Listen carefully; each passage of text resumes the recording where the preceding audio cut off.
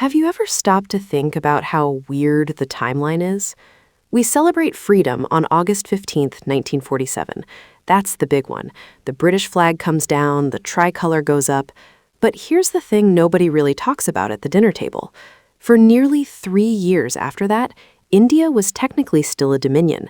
We didn't have a president, we didn't have our supreme law in effect yet. Basically, we were a free nation running on an old engine. That's why January 26th is such a big deal. It isn't just another holiday or an excuse to watch a parade on TV while drinking chai. It marks the moment we stopped being a dominion and became a republic. The moment the power actually shifted from a monarch far away to we the people. But getting there, it was chaos. Beautiful chaos, but chaos nonetheless.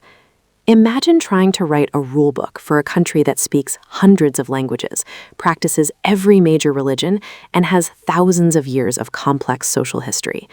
Dr. B.R. Ambedkar and the Constituent Assembly didn't just sit down and scribble some notes. They spent 2 years, 11 months, and 17 days debating every single line. They looked at the best parts of democracies around the world, France, the US, Ireland, and tried to figure out what would work for us.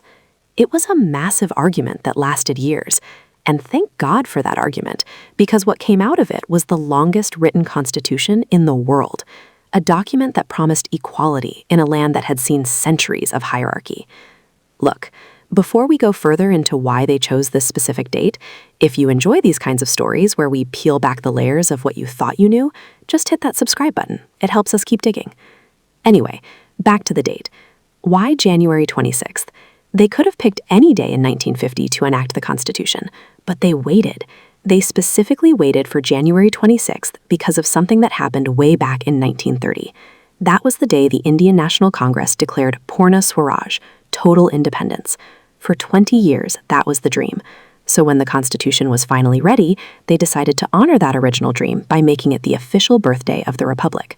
When Dr. Rajendra Prasad took the oath as the first president of India, replacing the Governor General, it was the final seal.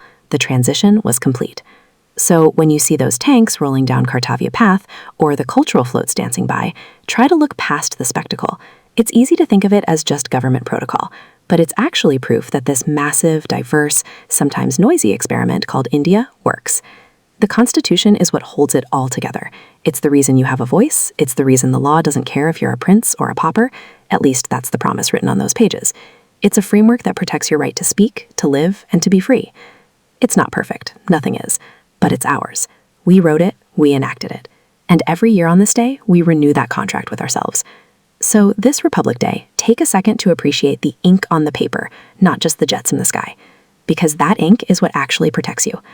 Unfold AI. Unseen, unsaid, unfolded.